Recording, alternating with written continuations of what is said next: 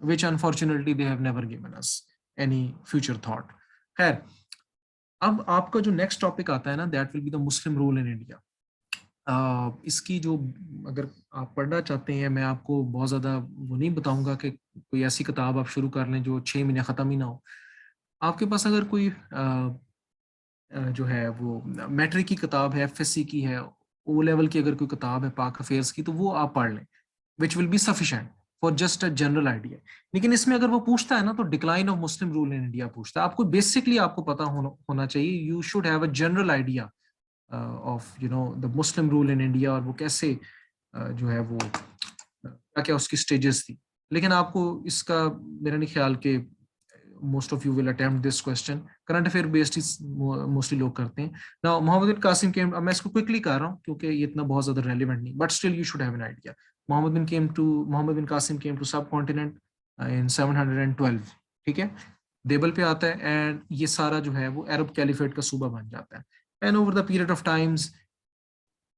Of time यहाँ पे Mahmud Ghazni from the province of Ghazni and Mohammad Ghori from the province of Ghor in modern day Afghanistan, they attacked Indo-Pak subcontinent, ठीक है, repeatedly, and consequently जो है the slave dynasty was established. Slave dynasty इसको इसलिए कहते हैं, कुतुबुद्दीन ऐबक किसका slave था?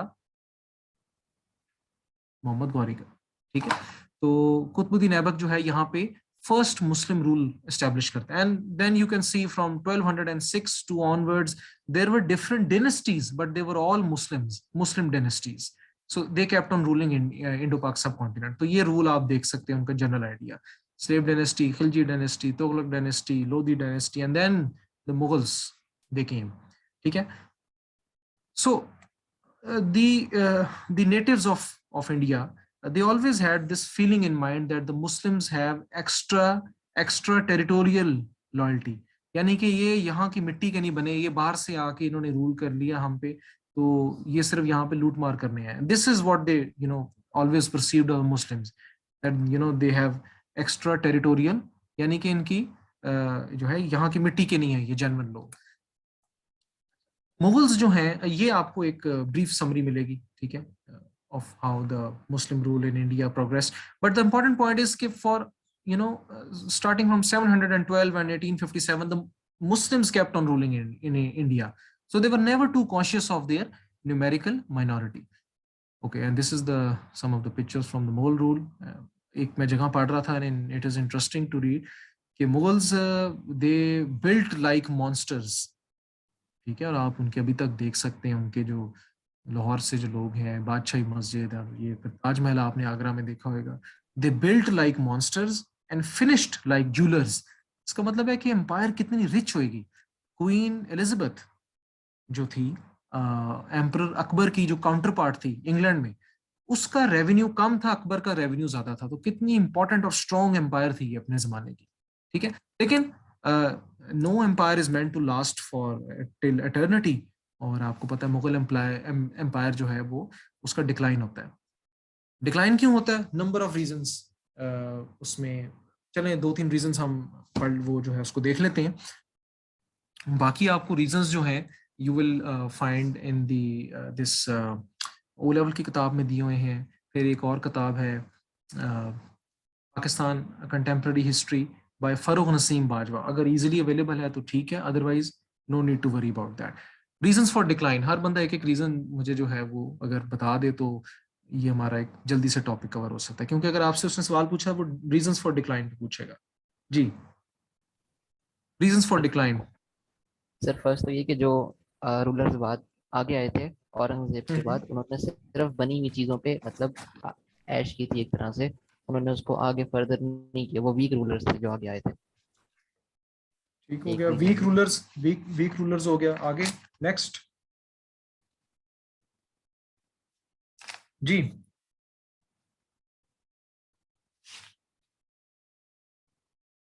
अगर आप लोग सारे पार्टिसिपेट करेंगे ना, तो इसी तरह ही आपका थॉट प्रोसेस होना है, इसी तरह ही आप अनफोर्सीन क्वेश्चंस को आप टैकल कर सकते हैं। अच्छा, वास्टनेस ऑफ द, मैं चलिए बता देता हूँ अगर आपको नहीं ज़हन में और आ भी थे रहा, वैसे वास्टनेस ऑफ द एम्पायर, ठीक है, कि एम्पायर आपकी जो है बहुत ज्यादा वास्ट थी। अब आप देखें कि मॉडर्न कम्युनिकेशन नहीं, आप जो है इमेजिन करें कि ये पूरा साइज है एम्पायर का, तो इसको कंट्रोल करने के लिए आपकी इफेक्टिव मींस ऑफ कम्युनिकेशन ही नहीं है। तो किस तरह से एक एम्पर यहाँ आगरा से दिल्ली से अगर यहाँ जाता था, यहाँ पे रिबेलियन शुरू हो जाती थी, यहाँ जाता था तो यहाँ पे शुरू हो जाती थी। और इवन के औरंगजेब, एम्पर औरंगजेब का लास्ट पार्ट जो है उसका सारा जंगों में गुजरा है। वो कहते हैं कि या उसने मुसल्ले पे अपनी जो है वो जिंदगी गुजारी है, या उसने घोड़े की पीठ पे गुजारी है। ठीक है, ना कोई नमाज छोड़ी, ना कोई भाई छोड़ा। तो इट मीन्स कि वो जंगों में ही रहा है। खैर, vastness of the empire is one reason. फिर उसके अलावा military weakness, arrival of the British, ठीक है, Hindu revival movement of the 17th century. Aurangzeb had to face the Hindu revival movement. ठीक है, फिर एक सबसे बड़ी वजह क्या थी? Absence of law of succession. बादशाह मरता था, उसके बाद क्या शुरू हो जाता था? जंगें। औरंगजेब ने अपने सगे भाई, ठीक है, दारा शिको, शाह शुजा, मुराद, इन तीनों के साथ जंगें की। क्यों भला? कोई लॉ ऑफ सक्सेशन ही नहीं था। तो स्टेट का जो पैसा है वो कहाँ पे लगता था? आपस में जो फाइट करते रहते थे। ठीक है, ये एक रीजन है। तो फिर इनके इसके बाद मिलिट्री वीकनेस में आप कह सकते हैं कि जो ब्रिटिश की जो एनक्रोचमेंट थी, जो यूरोपियंस जो एनक्रोच करते थे, वो किस रास्ते से आए थे? अरेबियन सी से, बे ऑफ बंगाल, ठीक है, समुद्री रास्ते से आए थे। तो मुगल्स हैड नो नेवी। मतलब आप इस तरह से डिफरेंट रीजंस आप उसमें कोट करके जो है ना वो कर सकते हैं इसको। जो रीजन है, अगर आप कहें इस्लाम से दूरी, तो मतलब ये एकेडमिक कोई रीजन नहीं बनता। मतलब हाउ विल यू जस्टिफाई? हाँ, इसको आप शेप कर सकते हैं। आप कह सकते हैं कि जो है ना loss of morality in the rulers, ये बेहतर एक है। क्योंकि अगर हम कहेंगे ना इस्लाम से दूरी, वो बड़ा एक स्टीरियोटिपिकल सा एक जवाब बन जाता है। ठीक है, इसको थोड़ा सा हमने एकेडमिक कॉन्टेक्स्ट में लेके आना है। सर हम ये भी तो कह सकते हैं ना, they weren't very progressive towards let's say industrialisation वगैरह, तो जिसकी वजह से बिल्कुल, exactly, better why weapons not? नहीं थे और ये सब। Why not? You can obviously say कि इंडस्ट्रियल रेवोल्यूशन की वजह से ही तो ब्रिटिश ने गन पाउडर इन्वेंट किया था और मैस प्रोडक्शन की थी मिलिट्री इक्विपमेंट की। ठीक है ना? तो आप इसमें इस चीज को कनेक्ट देखें, कोई भी रीजन हो सोशल साइंसेज में, you have to connect it and make it relevant. आपके जेहन में कोई भी रीजन आ रहा है, ठीक हो गया, तो वो आपने जो है ना इसमें वो ऐड कर देना है। तो यू राइट कि जो इंपीरियल अथॉरिटी है, ठीक है, उसने कोई भी इंडस्ट्रियल रेवोल्यूशन की तरफ कोई स्टेप नहीं लिया। लेकिन उसमें भी जाहिर है यूरोप ने क्यों लिया था इंडस्ट्रियल रेवोल्यूशन की तरफ स्टेप? क्योंकि वहां पे कोल की अवेलेबिलिटी बहुत ज्यादा थी। ठीक है, और उनकी बेसिकली नीड थी। So that is why they jumped on to this industrial revolution and they were discoverers and seafarers and voyagers, जिसकी वजह से फिर वो उन्होंने नॉलेज को इंपोर्ट किया, वहां पे नॉलेज इकोनॉमी आपकी बनी। फिर आहिस्ता आहिस्ता सारा प्रोसेस आप उसमें, मतलब you can add various points. और शान का भी ठीक है कि फॉरेन इन्वेजन्स भी आप कह सकते हैं। नादिर शाह जो है, he came from this Safavid empire, और वो आपको पता है 1739 में अटैक करता है दिल्ली को। तो वो भी आप उसमें ऐड कर सकते हैं, फॉरेन इन्वेजन्स भी थी। Number of points you can add. ठीक है, ये डिक्लाइन का आपको आना चाहिए। अच्छा जी, रिफॉर्मर्स को देख लें। अब मैं रिफॉर्मर्स का आपको बताता हूँ कि क्वेश्चंस जो है ना क्या क्या इंपॉर्टेंट है इसके। और रिफॉर्मर्स के क्वेश्चन तो अक्सर आए हुए हैं, बल्कि I think we will only have time for the reformers. अच्छा स्टूडेंट्स सुन लें, 2007 से लेके 2020 में ऑलमोस्ट हर साल रिफॉर्मर का क्वेश्चन आया हुआ है। बीच में से एक साल वो स्किप करता रहे, फिर वो रिफॉर्मर्स के क्वेश्चन पूछता रहा। ठीक हो गया। अब रिफॉर्मर्स में आप पूछेंगे कि सर क्या चीजें करनी है रेफॉर्मेशन मूवमेंट में। 2020 में जो सवाल आता है उसमें शेख अहमद सरहिंद आते हैं कि जी इनकी रिफॉर्म मूवमेंट क्या थी और इसका इंडिया पे क्या असर पड़ा। ठीक हो गया। फिर जो है सर सैयद अहमद खान, मैं आपको बल्कि टॉपिक्स लिखवा देता हूँ, आप ये जो है ना प्लीज नोट कर लें। जी नोट कर रहे हैं आप? टॉपिक्स में आपको बताता हूँ कि topics which will be asked in the paper. और उसमें जो जो प्रीवियस पेपर्स हैं मेरे पास, I have in front of me, उसमें आप लिख लें देवबंद, देवबंद स्कूल,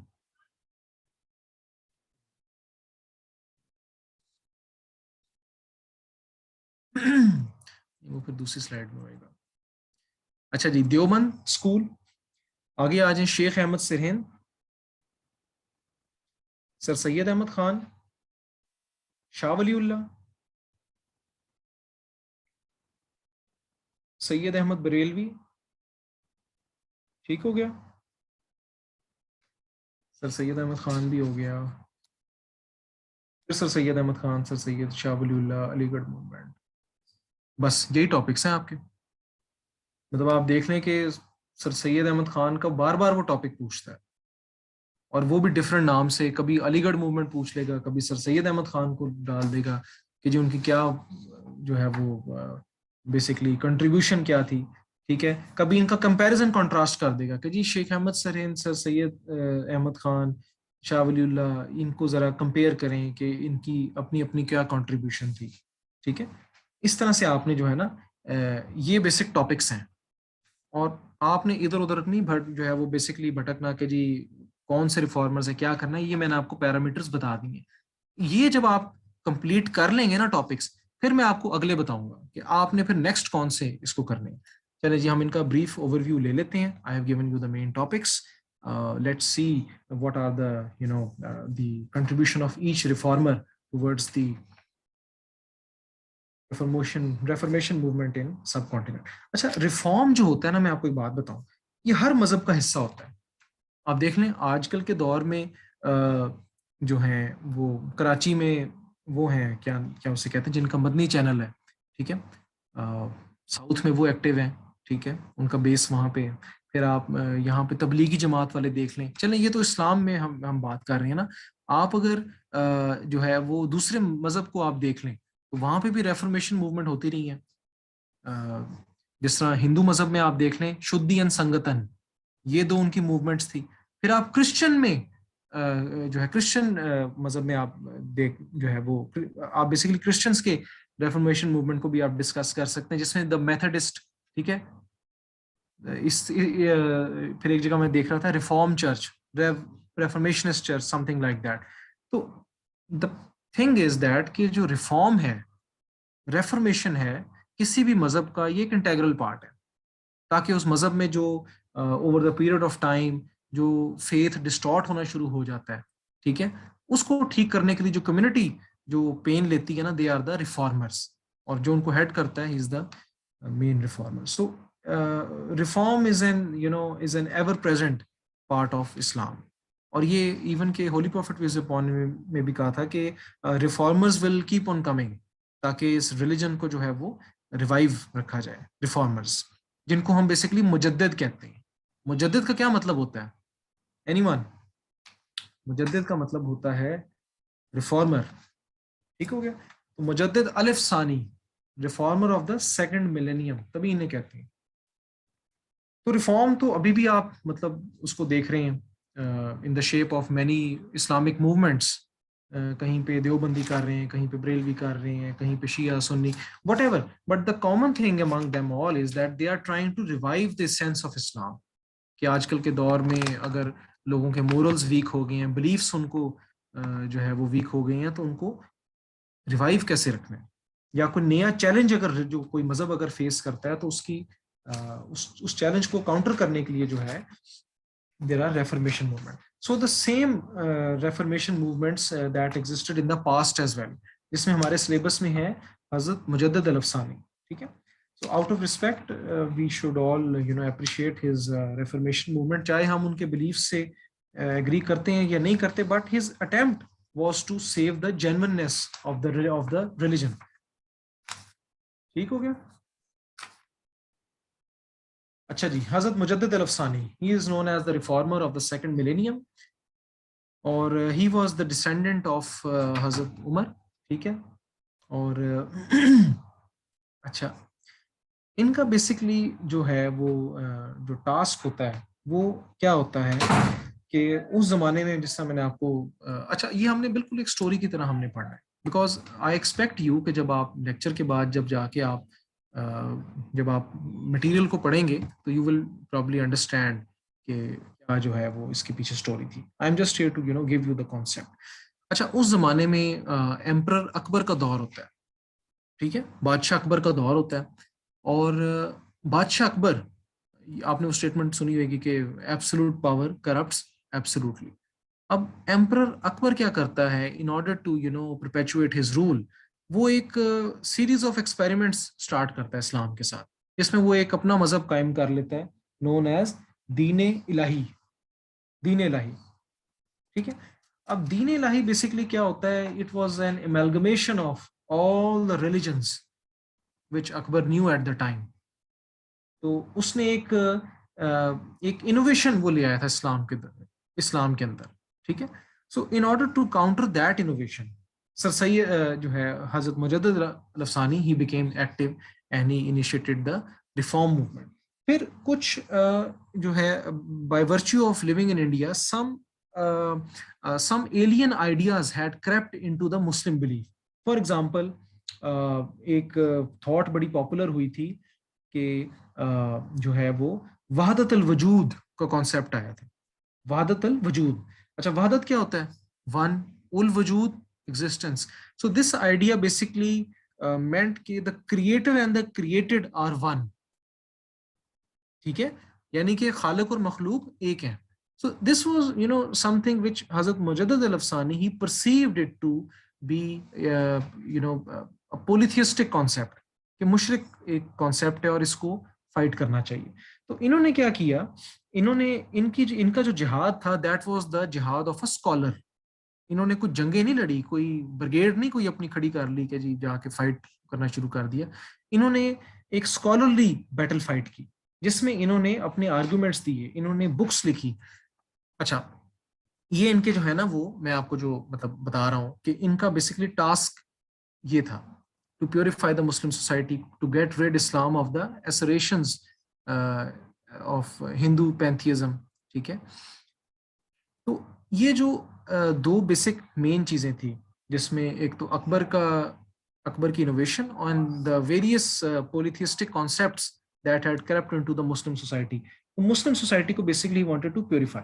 अच्छा, अब इन्होंने क्या किया, इन्होंने बुक्स लिखी, ठीक है। अब बुक्स में से जो है ये आपको मिल जाएंगे डिफरेंट नाम,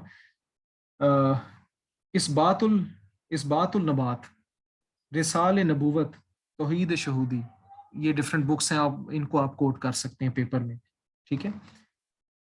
एंड उस जमाने में जो है वो फिर इन्होंने एग्जाम्पल्स सेट किए। फॉर एग्जाम्पल, उस जमाने में कोर्ट का कल्चर ये था, कोर्ट मतलब दरबार, जो बादशाह का दरबार होता है, कि जी बादशाह को प्रोस्ट्रेट किया जाए, मतलब सजदा किया जाए। He refuse to do this to Jahangir, emperor Jahangir, और फिर इनको जेल में भी रहना पड़ा इस वजह से, ठीक है।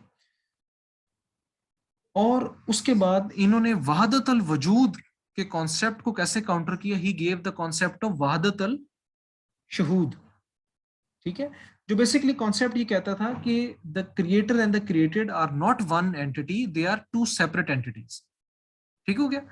तो ये बेसिकली इनके जो है ना, इनके जो है वो टास्क थे। तो मेन इनका जो काम था वो to bring the people back to शरीयत, ठीक है। तो और उस जमाने में सूफिज्म भी बड़ा पॉपुलर हो रहा था, तो he basically advocated that sufism without शरीयत is basically null and void. तो ये पॉइंट आप देख सकते हैं, टू मिस्टिसिज्म, सूफिज्म को मिस्टिसिज्म आप कह लें, विदाउट शरिया इज मिसलीडिंग, ठीक हो गया। अच्छा, इसका इफेक्ट क्या होता है अब मुस्लिम सोसाइटी पे? इफेक्ट क्या होता है अब, ये मैं अब आपसे जो है सवाल करता हूँ, 2-3 पॉइंट्स डिस्कस कर लेते हैं, फिर नेक्स्ट रिफॉर्मर पे चलते हैं। जी, एनीवन? सर इसका इफेक्ट मुसलमानों पे? इसका इफेक्ट जो है इंडियन सोसाइटी पे क्या होता है, बिकॉज ये एक्चुअली एक सवाल भी है। I am trying to explore कि आपकी जो है वो thought process as per the question कितना इंपॉर्टेंट है। देखें, इफेक्ट्स तो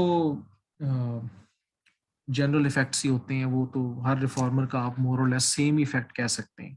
पहला इफेक्ट तो हर रिफॉर्मर का आप याद कर लें कि ही basically preserved the ideology of Pakistan, क्योंकि ideology of Pakistan was connected with the purity of the Muslim faith, ठीक है। इस तरह से आप मतलब वो कनेक्ट कर सकते हैं। फिर इस्लाम को इन्होंने जो है he preserve the purity of Islam, जिसमें वहादत अल वजूद और वहादत अल शहूद का एग्जाम्पल आप दे सकते हैं, ठीक है। और he influenced, अब ये पॉइंट जो है शायद आपको ना आता हो, ये मैंने एक बुक से लिया. He influenced the ulemas of the age, many of whom were convinced and corrected their beliefs. ठीक हो गया. तो ये कुछ जो है ना आप बातें मतलब. अच्छा, फिर इसमें इमाम इकबाल की एक कोट है, वो आप लिख लें. he made Muslims aware of misleading beliefs propagated by so-called mystics of Akbar. Okay, अब आपको सवाल इनके किस तरह के आने हैं. Let me open the questions, just a second.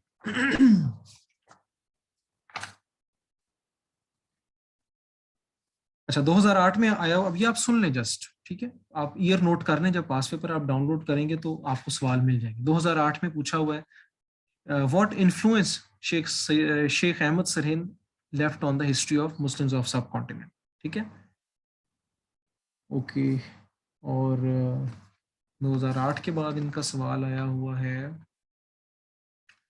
अब आप देख लें, 2008 के बाद 2020 बन जाता है, तो after a period of 12 years सवाल आया हुआ है, how the reform movement of Sheikh Ahmad Sirhind influence the history of Muslim India. यानी कि अब आप यहाँ से नोटिस ये करें कि एग्जामिनर ने कोई बहुत ज्यादा पेन नहीं ली, उसने सिर्फ और सिर्फ पुराना सवाल निकाला मुजद्दद अल-अफ़सानी का, वही उठा के लिख दिया. So the examiner was not too, bothered about drafting a new question regarding this. तो इसी तरह ही होना है.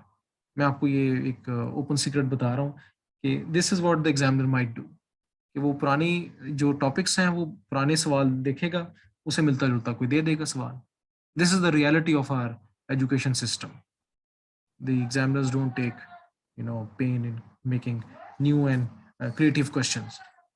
अब इसलिए मैं आपको वो फोल्डर शुरू में बता रहा था कि आपके फोल्डर्स होने चाहिए, पास पेपर आपके पास होने चाहिए, ताकि आपने पास देखे. एक स्टूडेंट ने अगर पास पेपर को सामने रख के तैयारी करी जो है की है ना, तो उसके लिए चीजें बड़ी आसान हो जाती हैं, बजाय कि वो स्टूडेंट जिसने किताबें बेतहाशा पढ़ी हैं उसको पता ही ना हो कि किस डायरेक्शन में मैंने हिट करना है.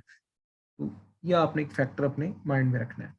तो you have to prepare as far as Sheikh Ahmad Sirhind is concern कि क्यों रिफॉर्म मूवमेंट उन्होंने की और उनका इम्पैक्ट क्या था. ज्यादा सवाल जो है इनका इम्पैक्ट पे आना है.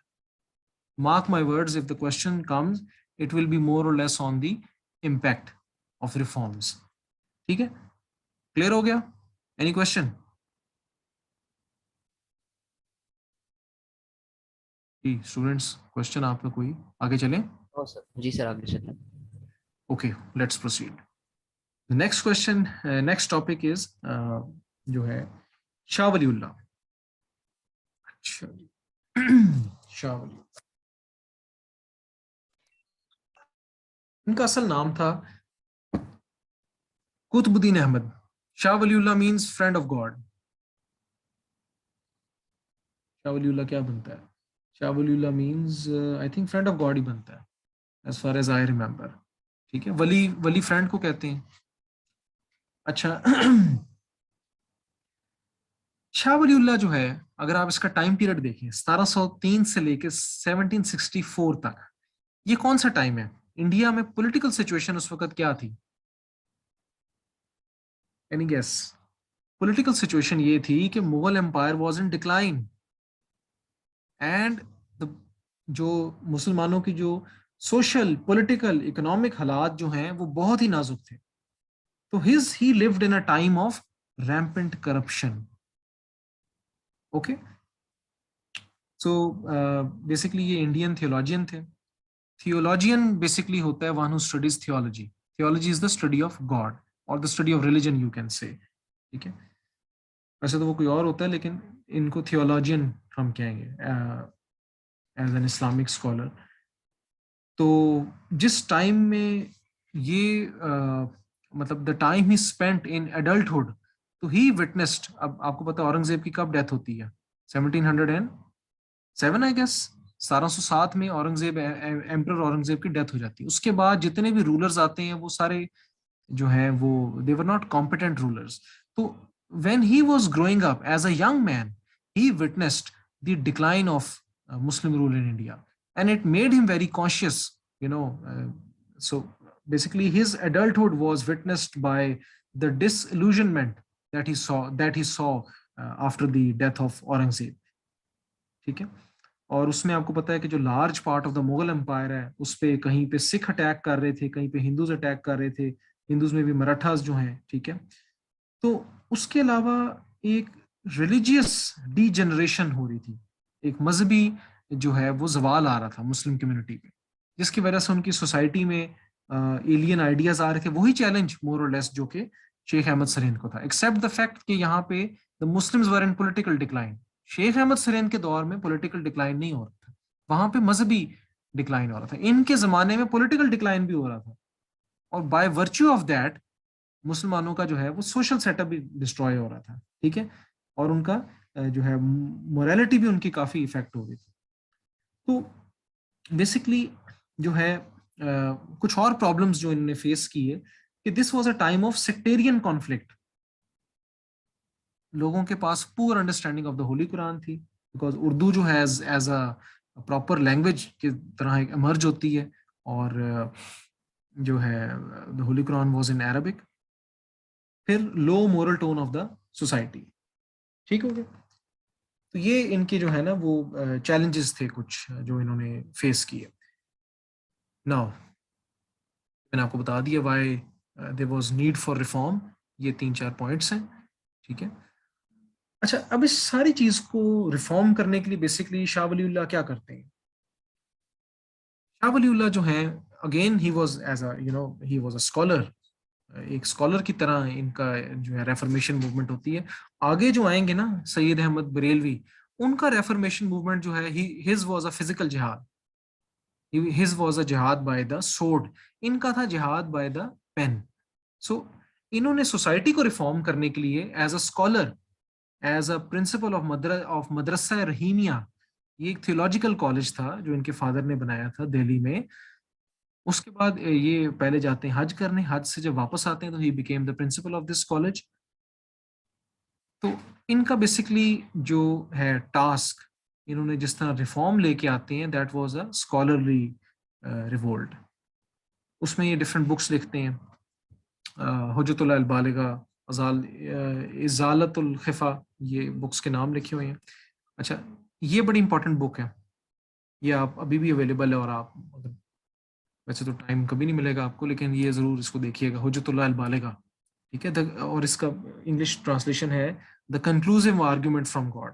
तो बेसिकली जो इस्लाम के अंदर जो एलियन चीजें जो इंक्लूड कर गई, एलियन आइडियाज जो इंक्लूड कर गए थे, उनकी प्योरिफिकेशन ये करना चाहते थे, ठीक है।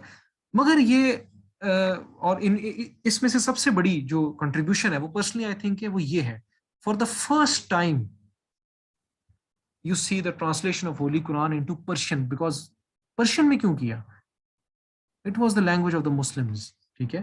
It was the popular language at that time, although Urdu भी जो है वो डेवलप हो रही थी, but जो है Persian was the language spoken by most of the Muslims.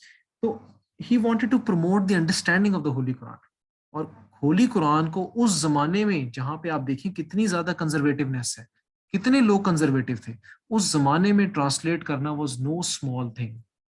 तो ये इनकी जो है ना एक मेन कंट्रीब्यूशन थी, ठीक हो गया। फिर इसके अलावा इन्होंने अपनी जो बेसिकली रिफॉर्म है उसको दो दो चीजों पे इन्होंने जो है दो फाउंडेशंस दी। वो क्या थी? अदल एंड एहसान। अदल फॉर जस्टिस, एहसान which means doing good to the fellow humans. इन दो चीजों को इन्होंने बेस बना के इन्होंने जो है अपनी रिफॉर्म इंट्रोड्यूस करवाई, और उसमें जो है मेजर मसला सेक्टेरियनिज्म का था।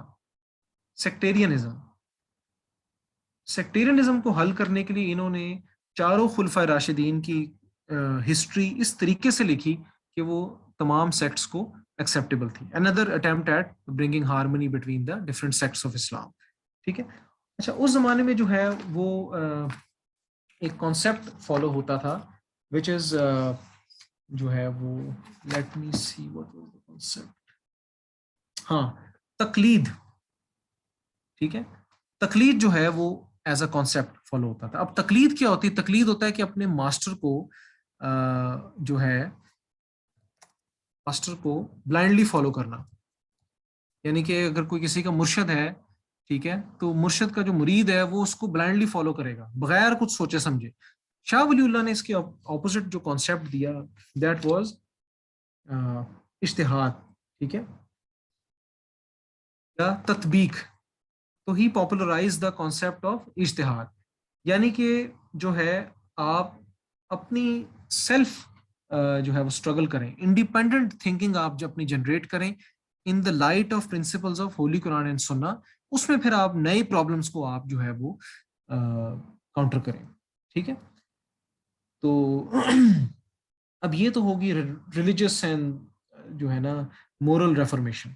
अच्छा, ये सिर्फ और सिर्फ इन्होंने अपने आप को रिलीजियस रेफॉर्मेशन तक नहीं रखा, ये शाह वलीउल्लाह ये भी देख रहे थे कि मुसलमानों का इकोनॉमिक डिक्लाइन बहुत ज्यादा हो रहा है, बिकॉज शेख अहमद सरीन के जमाने में इकोनॉमिक एंड पॉलिटिकल डिक्लाइन नहीं हो रहा था, उनके जमाने में मजहबी डिक्लाइन हो रहा था।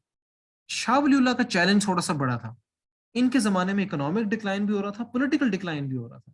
अब इकोनॉमिक डिक्लाइन को इन्होंने अरेस्ट करने के लिए क्या, या रोकने के लिए क्या इन्होंने वो स्टेप्स उठाए, अगेन एज अ स्कॉलर इन्होंने जो है बड़ा बहुत अर्ली इन्होंने रिकग्नाइज कर लिया था कि जो सोसाइटी जो है उसका बेसिक इकोनॉमिक एजेंट है या उसका जो फाउंडेशन है वो आपके लेबर क्लास है, ठीक है, लेबर, आर्टिजन्स, पीजेंट्स, कम्मी वगैरह, ये जो आपके खेतों पे काम करते हैं, ये बेसिक आपके इकोनॉमिक जो है ना आपकी आपकी इकोनॉमी के यूनिट है। और इन्होंने ये भी एक आइडिया दिया कि जो एक कौम की जो वेल्थ है, एक नेशन की जो वेल्थ है, basically it belongs to those who work hard for the country. So he basically advocated for the maintenance of economic equilibrium. Economic equilibrium ये बेसिकली ये कहते ये थे कि वेल्थ की रीडिस्ट्रीब्यूशन ऐसे होनी चाहिए कि आपका जो बेसिक जो वर्किंग क्लास है, जिसमें आपके लेबर्स आ जाते हैं, आर्टिजन्स आ जाते हैं, पीजेंट्स आ जाते हैं, इनको वेल्थ रीएलोकेट होनी चाहिए। और कौन सा ऐसा फिलोसफर है, मैं अब आपको एक टीजर देता हूँ थोड़ा सा, कौन सा ऐसा फिलोसफर है जिसने यूरोप से जिसने यही बात की थी आगे जाके 19th सेंचुरी में कि wealth should B redistributed in such a way that जो है ना लोगों के पास इक्वल अपॉर्चुनिटी हो, इक्वली डिस्ट्रीब्यूट हो। किस फिलोसफर की थिंकिंग में ये वाला शेड आपको नजर आता है जो शाह वलीउल्लाह अपने जमाने में बात कर रहे थे? कार्ल मार्क्स का सुना है आप लोगों ने? Karl Marx. अच्छा सर, मैं एरिस्टोटल कहने वाला था।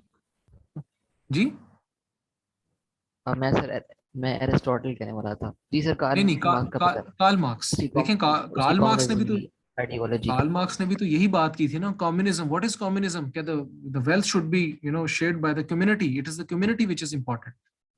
फ्रॉम वहीं से आपको कम्युनिज्म बना है ना, कॉमन ओनरशिप। तो अपने जमाने के ये कार्ल मार्क्स थे, आप ये एनालिसिस में डाल सकते हैं to in order to make your answer a distinct one. ठीक हो गया। अच्छा, फिर इन्होंने ये तो था इनका इकोनॉमिक रिफॉर्म। फिर पॉलिटिकली इन्होंने क्या कोशिश की कि जी मुसलमानों की डिक्लाइन को रोका जा सके। इन्होंने ये रियलाइज कर लिया कि यार मुसलमानों को सबसे ज्यादा टफ टाइम जो है वो मराठास दे रहे हैं। मराठास जो है ना, इन्होंने लाहौर को भी ऑक्यूपाई कर लिया है, इन्होंने मेन सेंटर्स जो है ऑफ द मुस्लिम रूल इन्होंने ऑक्यूपाई कर लिए हैं। तो शाह वलीउल्लाह लेटर लिखते हैं किसको? अहमद शाह अब्दाली को। अहमद शाह अब्दाली या दुरानी है, ये चेक सर कर अब्दाली लीजिएगा। है। अब्दाली है सर। अब्दाली है ना? अच्छा, अहमद शाह अब्दाली जो है अफगानिस्तान का किंग होता है, उसको ये लेटर लिखते हैं कि यहाँ पे मराठास जो हैं एक डिक्लाइन मुस्लिम पावर को, उसका जो डिक्लाइन है उसको एक्सेलरेट कर रहे हैं, तो आप आके इन्हें यहाँ पे सबक सिखाएं और उनकी पावर को खत्म कर दें once and for all. So in that context Ahmad Shah Abdali came to subcontinent, और वो फिर थर्ड बैटल ऑफ पानीपत होती है 1761 में। तो अहमद शाह अब्दाली वॉन, और तो मुस्लिम एम्पायर जो डिक्लाइन हो रही होती है उसका डिक्लाइन थोड़ा सा एक्सटेंड हो जाता है, मतलब it was decline not yet dead. तो शाह वली की अप्रोच ये होती है कि बेशक मुस्लिम जो है द मुस्लिम पॉलिटिकल रूल, चाहे वो उसमें 100 खामियां क्यों ना हो, लेकिन at the end of the day it is a Muslim rule. To some extend it is providing protection to the rights of Muslims, तो उसको जरा एक्सटेंड होना चाहिए। ठीक है, तो ये इनकी मेन कंट्रीब्यूशंस हैं जिसमें इन्होंने बुक्स लिखी, इन्होंने लेटर्स लिखे, टू द वेरियस नोबल्स, और उनको ये बेसिकली कहा कि आप अपने वेज को मेंड कर लिया जाए। और बुक्स के नाम आपको, ये 2 बुक्स के नाम तो आप याद कर लेना, हुज्जतुल अल-बालिगा, इजालतुल खफा, ठीक है, और द डॉक्ट्राइन ऑफ तत्बीक एंड इज्तिहाद, इसको पॉपुलराइज किया, ठीक है। ये मेन चीजें हैं। And Madrasa Rahimiya served as a theological college. और आपको पता है कि मदरसा रहीमिया से मजीद एक स्कॉलर जो है वो यहाँ से पढ़ता है और वो फर्दर एक रेफर्मेशन एक लेके आने की कोशिश करता है, सैयद अहमद शहीद बरेलवी। तो ये इनका भी इम्पैक्ट है। आपने इनकी जो है ना शाह वलीउल्लाह की कंट्रीब्यूशन को आपने बेसिकली 4 हेड्स में आपने पढ़ना है। एक इनकी रिलीजियस रेफर्मेशन क्या थी, सोशल रेफर्मेशन क्या थी। सोशल रेफर्मेशन में जो है वो मेन पॉइंट्स आपके यही आ जाते हैं कि बेसिकली ही एडवोकेटेड के जी जो आप हैवी टैक्सेशन कर रहे हैं पीजेंट्स पे, वो खत्म होनी चाहिए, ठीक है। फजूल खर्ची जो वेडिंग्स वगैरह पे आप करते हैं वो खत्म होनी चाहिए, ठीक है। सोसाइटी को रिफॉर्म करने की इन्होंने बातें की। फिर इकोनॉमिक रिफॉर्म्स इनके पढ़ लें, वो मैंने आपको बताया कि इनका आइडिया क्या था। पॉलिटिकल रिफॉर्म, उसमें एक चीज ये लेटर आ जाता है, ठीक है। और impacts on the Muslim society, इसमें भी हम वही चीजें होनी है मोर और लेस जो सारों की होती है कि new awareness of the Muslims of subcontinent, ठीक है, made them aware of their separate identity, ठीक है। मॉडर्न जो है इन्होंने मॉडर्न प्रिंसिपल्स ऑफ इकोनॉमिक्स दी है, मॉडर्न प्रिंसिपल्स ऑफ इकोनॉमिक्स दी है। मतलब देखे ना, ये एक रेवोल्यूशनरी बात है कि जी the peasant is the basic foundation of the economy, ठीक है, the labour is the basic foundation of the economy. फिर मुस्लिम पॉलिटिकल आइडियल्स इन्होंने मतलब ऐसे दिए कि जिसमें आपकी आइडेंटिटी टू सम एक्सटेंट आपकी प्रिजर्व रही। इसमें आप कह सकते हैं कि जो the process of decline of the Mughal empire it was extended. ये चीजें आप जो है ना लिख सकते हैं, ठीक है। और मदरसा रहीमिया को डिस्कस कर सकते हैं आप। Madrasa Rahimiya was a breeding ground for future religious reformers, ठीक है। यानी कि जो है वो सैयद अब्दुल अजीज, ठीक है, मौलवी Abdul, I am not sure the what's the full name, I can not read, मौलवी अब्दुल हई आई गेस, ठीक है। ये यहाँ के स्टूडेंट्स हैं मदरसा रहीमिया के, ठीक हो गया। इस इन डायमेंशंस में आपने शाह वलीउल्लाह को पढ़ना है। अच्छा, अब इनके क्वेश्चंस देख लेते हैं कौन कौन से आए हुए हैं। क्वेश्चंस इनके जो हैं शाह वलीउल्लाह के वो आए हुए हैं जनाब। 2010 में एक सवाल आया हुआ है, ठीक है, कि how did he reoriented the intellectual life of the Muslims. उसमें यही चीजें आनी है। देखिए, सवाल जैसा मर्जी आ जाए ना, पॉइंट्स यही होने हैं, इसी को आपने बार बार टेलर करके वहां पे फिक्स कर देना है, ठीक है। 2010 में सवाल आया हुआ है इनका, और इनके बाद इसके बाद फिर आया हुआ 2016 में आया हुआ है कि what are the given account of the life and services of Shah Waliullah, ठीक है, कि how did the Indian Muslims were saved from the political annihilation and religious degeneration, ठीक है। तो 2 सवाल इनके आए हुए हैं और आगे भी आ सकते हैं। अब आपने देखा होगा ना कि 2 ही एंगल्स हैं, सर्विसेज। शाह वलीउल्लाह की सर्विसेज आपने अच्छी तरह कर ली तो मतलब the game is easy for you, ठीक हो गया स्टूडेंट्स? Any question? जी सर, क्वेश्चन है। जी पूछें। सर, ये जो आपने सारे क्वेश्चंस हमें बताए 5 पेपर्स के, इन सारों के आंसर हमने लिख के आपको सबमिट करवाने हैं, तो इन सारों की हेडिंग्स वगैरह इन्फॉर्मेशन सारी। यार पता है क्या करें, आप जो है ना इसके पॉइंट सबमिट करा दें, सवाल आप हल कर लें, ठीक है। सवाल जब आप फुल हल उसको वो भी चले मैं चेक कर लूंगा, लेकिन आप पहले जो है ना पॉइंट्स बनाएं इनके मेन पॉइंट्स। अभी आप सवाल डायरेक्ट अटेम्प्ट पे ना आप जाएं, पहले आप पॉइंट्स बनाएं, पॉइंट्स मुझे दिखा दें, मैं उन्हें ओके कर दूंगा, फिर उन्हें आप कंपोज करके एक जवाब बना लें। क्लियर हो गया? और इसकी इन्फॉर्मेशन के लिए कोई बुक अगर आप डाउनलोडिंग के लिए सजेस्ट करते हैं, या हम ऑनलाइन ही पढ़ के मतलब सवाल को अटेम्प्ट कर लें? यार अब देखो, इसकी कोई एक सच बुक है नहीं, लेकिन अगर आप देखना चाहते हैं तो एक तो शान आपको बता देगा कि अगर विजन के कोई नोट्स हैं कि नहीं, वो आपको बता देगा। दूसरा जो अगर मजीद अगर आप कोई किताब देखना चाहते हैं तो उसमें से जो है ना वो एक किताब है पाकिस्तान कंटेम्प्रेरी हिस्ट्री, फरूक नसीम बाजवा की। उसमें प्री पार्टीशन भी दिया हुआ है और वो ये रेफॉर्मेशन मूवमेंट भी दी हुई है, सारा कुछ दिया हुआ है, वो एक दफ़ा पढ़ लें, दैट्स इनफ। या कोई अगर आपको ओ लेवल की ओल्ड बुक शॉप से किताब मिल जाती है, उसमें भी यही चीज़ें दी हुई हैं। सर मैंने ऑथर का आपको नेम देखिए रिपीट कर दें। नाइजल कैली, लेकिन देखें सम टाइम इट हैपेंस कि स्टूडेंट जो है ना, कई किताब नहीं मिलती, वो आप 2-2 3-3 दिन लगा देते हैं कि किताब ढूंढने में। वो भी ना करिएगा।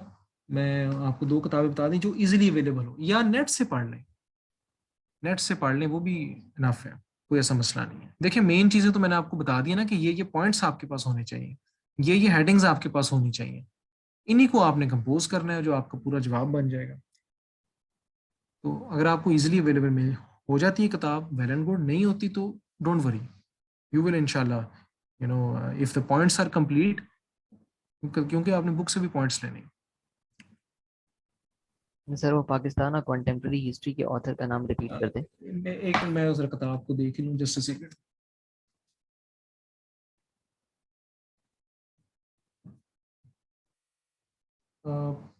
देखिए जी, Pakistan historical and contemporary look, Pakistan historical and contemporary look by Farooq Naseem Bajwa.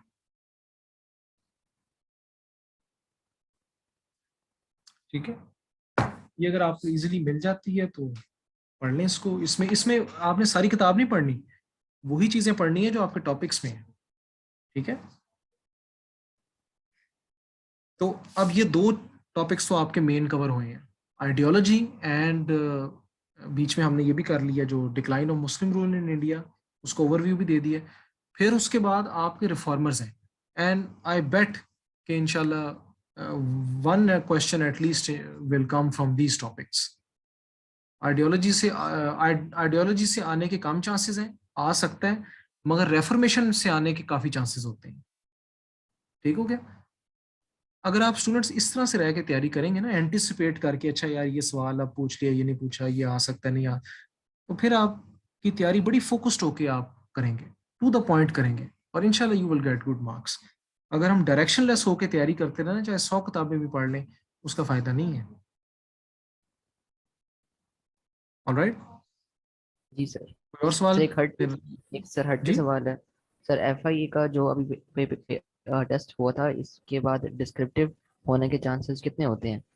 मतलब कितने डिस्क्रिप्टिव मंथ हो तक पता लगता है हमें कि डिस्क्रिप्टिव होएगा, होगा? डिस्क्रिप्टिव डिस्क्रिप्टिव होएगा। ये आपका डिस्क्रिप्टिव हो सकता है कोई, यार वैसे तो कमीशन के बारे में कुछ कहा नहीं जा सकता, लेकिन आप तैयारी अपनी पूरी रखें, क्योंकि जब वो डेट देते हैं ना, तो बड़ी शॉर्ट डेट देंगे आपको। वो तैयारी आप करते रहे, आपने CSS की भी तो यही तैयारी है, CSS की तैयारी है, पेपर भी इसी तरह का ही आता है। तो बेसिकली यही तैयारी है डिस्क्रिप्टिव की। उसमें भी आपको 2 सवाल पूछ लेंगे वो पाक अफेयर्स के, बाकी 2 सवाल और चीज के होंगे, ठीक है, जो है किसी और टॉपिक से होंगे। सर जो ठीक हो गया? की थी उसमें उसमें 5-6 आंसर्स रॉन्ग थे की के अंदर, वो रॉन्ग मार्क थे तो। चलें कोई नहीं, वो कमीशन देखें, वो अगर गलत थे तो उनके सारों का नंबर दे देगा, वो कोई इतना फर्क नहीं पड़ेगा। 6-6 नंबर सारे ऊपर चले जाएंगे, या 6 नंबर सारे नीचे आ जाएंगे, वो कोई इतना डिफरेंस नहीं आएगा। देखें ना, जो सवाल गलत है वो क्या कहेंगे कि जी 6 नंबर सारों को दे दें। कंपटीशन अपनी जगह पे ही खड़ा होएगा, ये नहीं होएगा या तो होना कि किसी को मिले किसी को ना मिले। जब सारों को इक्वली मिल जाएंगे तो again you are at the same level, all of you. हाँ, अब आगे डिफरेंस डिस्क्रिप्टिव क्रिएट करेगा, वहां पे डिफरेंस आएगा, क्योंकि वो सब्जेक्टिव है, ये ऑब्जेक्टिव था। Okay sir. ठीक हो गया? चलिए जी शान, what about the next class? Sir same link मैं स्टूडेंट्स को बुलाया है, स्टूडेंट्स भी ज्वाइन कर रहे हैं। आप रिकॉर्डिंग आपकी आपकी आवाज नहीं मुझे आ रही। सर मैं कह रहा हूँ कि मैंने स्टूडेंट्स को लिंक सेंड कर दिया, इसी क्लास में आएंगे, वो भी ज्वाइन कर रहे हैं। तो आप काइंडली जो रिकॉर्डिंग स्टॉप कर दें ताकि फिर 1 पेपर क्लियर रहता है। ठीक है। ठीक है जी, मैं 1 मिनट रिकॉर्डिंग स्टॉप कर देता हूँ।